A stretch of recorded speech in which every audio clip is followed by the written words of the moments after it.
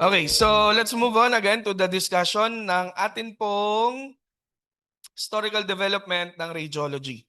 So again, nagsimula po ito when Wilhelm Conrad Röntgen discovered X-ray. So on November 8, 1895, Wilhelm Conrad Röntgen, while passing an electric current through a Hittorp-Geissler-Crookes high vacuum tube, noticed a light coming from the workbench about a yard away, which contains a piece of paper painted by barium platino cyanide. So dito po, ang ginawa po ni Wilhelm Conrad Röntgen, na-discover niya po yung X-ray sa pamamagitan ng passing ng electric current.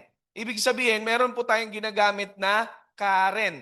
Pag sinabi natin current, what is the meaning of current? Ano po ba yung current? What is current?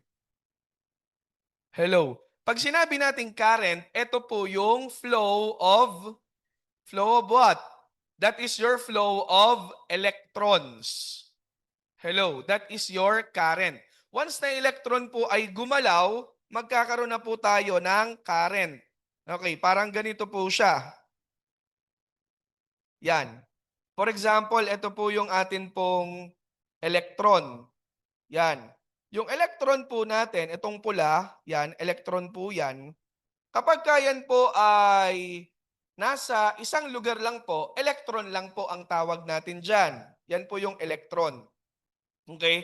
Once na yan po ay nag-move or gumalaw, especially in a conductor, yan, andyan po yung electron natin, at siya po ay nasa conductor or nasa wire. Okay? Electron po yan. At yan po ay gumalaw, okay, nag-move. Ang tawag na po natin doon ay electricity or current. Nagigets po? Electricity or current. Now, tanong, yung electrons po ba natin, kaya niya po bang gumalaw mag-isa? Hello?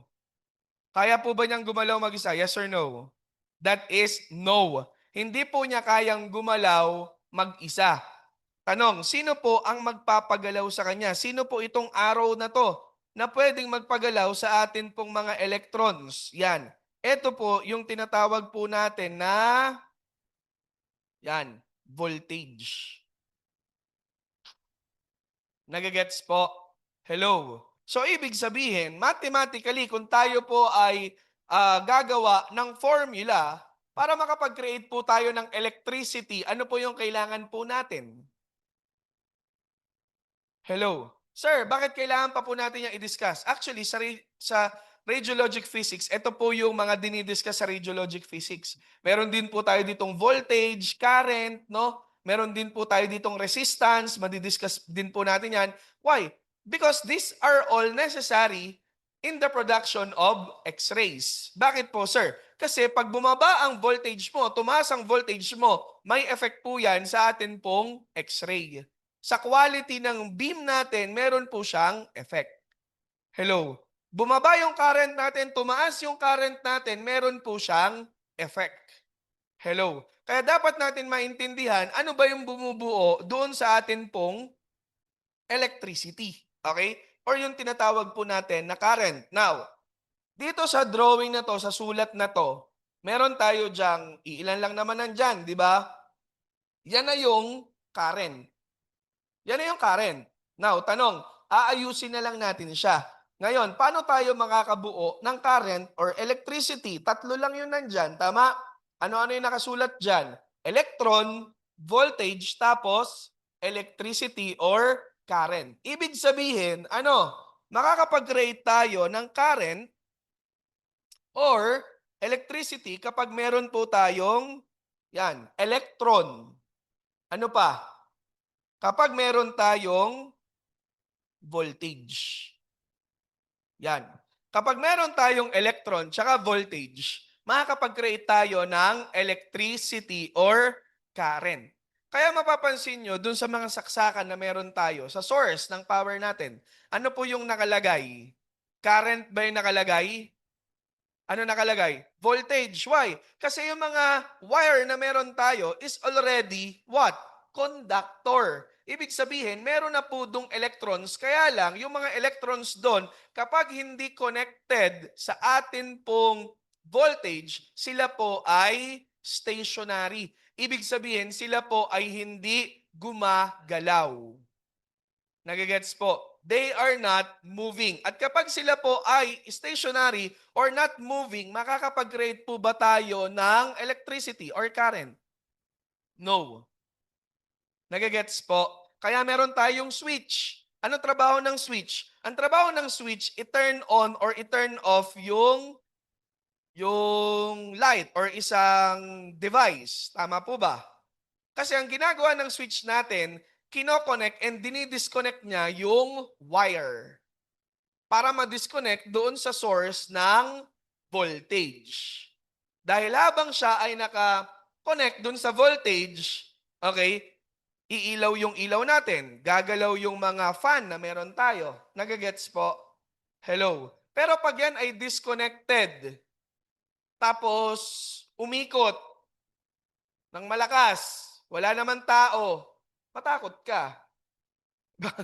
Baka may multo doon. Okay? Kasi walang magpapagalaw doon na electricity. Nagagets po? Yan. So, again, yung current natin na po-produce through electrons and voltage. Is this familiar to you? Is this familiar?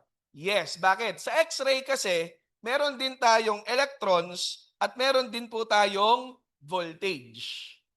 Hello. Kaya nga po yung X-ray tube natin, no, ang trabaho po niya is to convert electrical energy into electromagnetic energy in the form of X-rays. Pag sinabi nating electrical energy, ito po yung ating electron at yung voltage. Ang tawag po dyan, once na yan po ay nag-move, ang tawag po natin ay electrical energy. So doon po nagsimula si Wilhelm Conrad Röntgen. Nung pinag-aaralan niya yung actually, ang pinag-aaralan niya ay electricity and magnetism. Okay? Electricity and magnetism po ang kanya pong gustong i-explore. Okay? Because there is so much information or sabihin na nating nakakataas ng tawag dito, interest, yung electricity and magnetism. Actually, kahit ako, nung naintindihan ko yung electricity and magnetism, yung link between electricity and magnetism, parang ang dami pa pong pwedeng ma-discover pa. Okay? Especially, na ang number one need ng mga tao po ngayon is what? Electricity. Hello. Sobrang halaga. Bakit? Pag may gadget ka, kahit napakamahal ng gadget mo, kung walang electricity yan, gagana ba yan? Hindi. Nagagets po? Kahit anong ganda ng sabihin na nating mga devices or gadgets na meron tayo, lahat ng yan ay baliwala kapag walang electricity. And yet, yung electricity, pwede rin po yung ma-produce sa pamamagitan ng motion. Hello? Nagagets po? At yun po yung i-discuss natin later on kung bakit tumaas yung tawag dito, yung interest ni Wilhelm Conrad Röntgen when it comes to electricity and magnetism because of the discovery of Hans Christian Ørsted regarding their link. Nagagets po? Okay, yan. Hanggang ngayon, actually, ginagamit natin tong electricity and magnetism. Most of our, sabihin na po nating, mga ginagamit no sa X-ray tube, ginagamit sa X-ray machine, lahat po 'yan almost ay gumagamit po ng principle ng electricity and magnetism. Nagigets po? Even X-rays are electromagnetic radiation. Yan. So mahalaga po na ma-dig in po natin yung information with regards to this electricity and magnetism. So ang ginamit niya pong tube noon ay Hittorp-Geisler-Crookes high vacuum tube. Pag sinabi po nating high vacuum tube, ibig sabihin, may presence ng air or wala? May presence ng air or wala? Vacuum nga, di ba? Vacuum. Ibig sabihin, walang presence ng air sa loob ng tube. Okay? At itong Hittorp-Geisler-Crookes, sila po ay mga pangalan na nag-develop nung tube po na yon. Okay? Ang pinakalas ay si Crookes. Okay? Kaya kine-claim niya na dapat isa rin po siya doon sa i-recognize, no, na discover din ng X-ray kasi kung hindi dahil dun sa tube niya, hindi madidiscover ni Röntgen yung X-rays. Which is, magkaiba naman yun. Nagagets po? Dahil yun daw po yung ginamit. Kasi nung time na yon, no, 1800s, yung 1800s, yung 1801 up to the 19th century, yung 19th century, actually yung 1800s pataas, ang tawag doon ay 19th century. Okay, yun po yung 19th century. Napakarami pong discovery nung time na yon. Doon din po na-discover yung atin pong sterile technique nila Joseph Lister and Louis Pasteur. Doon po nila na-discover yung mga bakterya, yung penicillin, doon po na-discover yung mga yon, 19th century. Nung time nila, sobrang daming agawan ng discovery. Kaya, ang kagandahan dito kay Röntgen, tahimik muna siya. Imagine niyo guys, for about 50 days. Di ba, yung mga discovery kasi, ano pa yan developmental. What do you mean developmental, sir? Ngayong panahon to, may madidiscover na na-discover na before. Kumbaga, developmental na merong may improve. Tama? Kay Röntgen, di ganun. Mula noon hanggang ngayon, okay, yung properties ng X-ray, okay, properties ng X-ray, lahat yon ay dinefine, dinescribe ni Röntgen, which is the discoverer of X-rays. Hello. Wala nang nagdagdag, wala nang as in lahat nandun na, kompleto na yung rekado. Nagagets po? Ano-ano po yun? Which is yung X-rays are invisible. X-rays travel in a straight line. X-rays cannot be refracted. Nagagets po? It can affect tissue. It can affect chemicals. Lahat po nandun na. It can be absorbed by the high atomic number. Lahat po ng properties ng X-ray, walang ibang nag-describe, nag-determine maliban kay Röntgen. And you know what? Ilang araw niya lang kaya ito pinag-aralan. Pinag-aralan niya lang po ito for about 50 days. Then after the 50 days, ipinasa niya na po yung paper niya entitled On a New Kinds of Ray. So sa On a New Kinds of Ray, yun po yung manuscript niya with regards to his discovery. Hello. Sino gumagawa dito ng research? Sino yung bago graduate, nangiyak-ngiyak muna sa research? Yung dati may kaibigan siya, naging kaaway na niya dahil sa research. Yan, di ba? Bago tayo graduate, pinapagawa tayo ng research. Tama? Okay. Yun po yung parang research paper niya with regards to his discovery. Kasi malibang meron kang paper, kaya nung high school tayo, pinapagawa tayo ng ano, di ba? Investigation paper ba yon? Investigative, basta may ganon. Scientific, mga ganon. Nagagets po? So, ibig sabihin, yun po ay na-discover niya, ginawa niya. Okay? At doon po niya dinescribe kung papaano po yung procedure na ginawa niya at kung ano po yung kanya pong na-discover. Hello? For about 50 days lang. Imagine niyo guys, 50 days. And yet, kumpleto na po lahat. Okay? Bakit ganun, sir? Kasi tahimik muna siyang nag-aral. Tahimik niya po munang inaral talaga lahat ng properties ng X-ray. Röntgen is not into the application. Röntgen is into the properties of X-ray. Why? Kasi siya po ay physicist. Hindi po siya medical physicist. Siya po ay physicist. Hello. Yan. So, doon na din po nagsimula yung tawag dito, yung profession ng medical physics. Hello. Dahil physicist siya, in-apply sa medicine, doon po na-birth out yung medical physics in application to the medicine. Pag sinabi nating medicine, dalawa lang naman yung pwede nating yung pwede nating word na i-link sa medicine. Ano po yon? That is diagnosis and treatment. Without diagnosis and treatment, it will not be called as medicine. Nagagets po? Kasi magkakambal po yung dalawa na yan. Okay. So, nakita niya po na yung light, parang ganito, nakita niya po yung light sa online, kita rin naman yung kamay ko dito sa ano, di ba, sa, yan, dito. sa board. Yung light, nakita niya, yung projector, it seems to be the X-ray tube. Nakita niya ngayon, umilaw yung barium platino cyanide. Sabi niya, saan nanggagaling tong ilaw na to? Eh yung atin pong, yung X-ray tube po nung time na yon ay nakabalot ng black cardboard. Hello. Ano po ba ang nature ng black? Ang nature, yes, dark yun. Kasi kung di dark, hindi yung black. Okay, ano po ba nature ng black? Ang nature ng black is to absorb all the spectrums of visible light.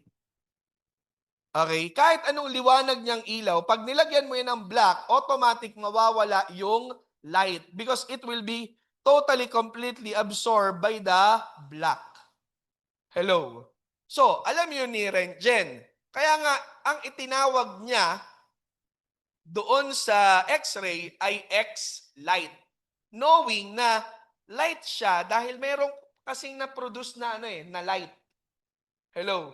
Nag-interact. Sino yung nag-interact doon? Nag-interact yung electrons, okay? Nag-interact yung X-ray doon sa barium platino cyanide. Kumbaga ngayon, ito po yung ating intensifying screen. Remember, si intensifying screen, pag yung X-ray po ay tumama, okay, sa intensifying screen, ano yung nakikreate ng intensifying screen? Light. Hello. Kumbaga, yung barium platino cyanide ay siya pong nagsilbing intensifying screen nung time po na yon. Kaya pag nag-interact sa kanya yung X-ray, nako-convert niya yung X-ray into light photons. Nagagets po. So, yung kamay niya tumapat doon sa source ng X-ray kasi hinahanap niya saan nanggagaling eh. Eh ang layo, yard away, about a yard away, 6 feet po yun. Nakita niya ngayon, yung hand niya is not a shadow. Kasi ito, kapag light, normally, shadow yung makikita. Tama? Doon, hindi po shadow yung nakita niya. Ang nakita niya po ay bones of his hand. Nagagets po? Nasabi niya, penetrating sobrang taas nitong energy na to. So doon ako, yung kanya pong attention kasi nagsimula na po siyang aralin yung properties ng X-ray. Paano niya po ginawa? Nilagyan niya po ng between the tube and the barium platino cyanide, nilagyan niya po ng iba't ibang materials. Chinek niya po kung ano yung magpapastop dito sa ray na to. Kumuha po siya ng 1,000 pages na book, still meron pa rin pong light. Kumuha po siya ng wood, still meron pa rin pong light. Kumuha po siya ng aluminum, medyo nabawasan yung light. Hello, pero meron pa rin. Nafi-filter out nga lang. Nagagets po? Kumuha po siya dahil nasa laboratory po siya nung time na yon. Ibig sabihin, maraming mga materials na pwedeng gamitin. At isa po sa mga nakuha niya ay yung lead, which is high atomic number. At nilagay niya po doon yung lead, totally completely nawala yung light. So isa po si Rentgen sa pioneers ng radiation protection kasi alam niya po kung ano yung magpapastop ng radiation po na ito, na X-light po na ito. Nagagets po? Yan. So ganun po yung nangyari. Now, pabilis po na kumalat. Actually, sabi nga natin, no, pinag-aaralan niya. Ito po, sabi po dito, realizing that the light must have been caused by a new kind of ray, he called them X-rays. Actually, X-light or X-rays. Yan. He continued the investigation of these rays and found out that if he placed the fluorescent screen with photographic plate, it could obtain images na pwede makapag-create to ng image. Hello. At yun nga, yung ginawa niya dito kay Anna Berta Ludwig na kanya pong asawa. Okay. On December 22, 1895, Röntgen convinced his wife, Anna Berta Ludwig, to place her hand on a cassette loaded with photographic plate upon which he directed the X-rays from the tube for approximately 15 minutes. Sir, bakit po ang tagal 15 minutes? Kasi during that time, wala naman po itong transformer. Wala itong tawag dito, high voltage transformer, wala naman po itong step down transformer, wala lahat. Okay? Kaya umaabot po ito ng 15 minutes. And yet, nakapag-obtain pa rin po siya ng image. Yung KV po nito, hindi ganun kataas. Hello. Kaya yun yung mga factors kung bakit ang tagal po nung time ng exposure. Kung ikukumpara po natin ngayon, kasi ngayon, hinga po ng malalim, labas ang hangin, pigil saglit sa paghinga, wag gagalaw, shoot, hinga na po, tapos na po. Minsan yung pasyente nagtataka pa, tapos na po yun, okay na po. Opo, tapos na po. Nagagets po, ganun lang kabilis. Pero nung time nila, inaabot po ito ng 15 minutes because of those factors. Yan. Thus, showing her bones as well as her two rings on her fingers. Yan. So, yan po yung image na na-obtain. Kailan po ito? December 22, 1895. At sinabit niya po yung paper niya entitled On the New Kinds of Ray noong December 28, 1895. Ito po yung pinaka-last, final, na kanya pong experiment to see the accuracy, validity, and consistency of his discovery. Kasi hindi ka pwedeng gumawa ng paper nang wala kang evidence. Nagagets po? At ito po yung naging evidence ni Röntgen. Yung image po na ito. Okay. So, yun po yung historical development ng atin pong X-rays. Now, ng X-ray. So, let's move on to the basic understanding of radiation. Now,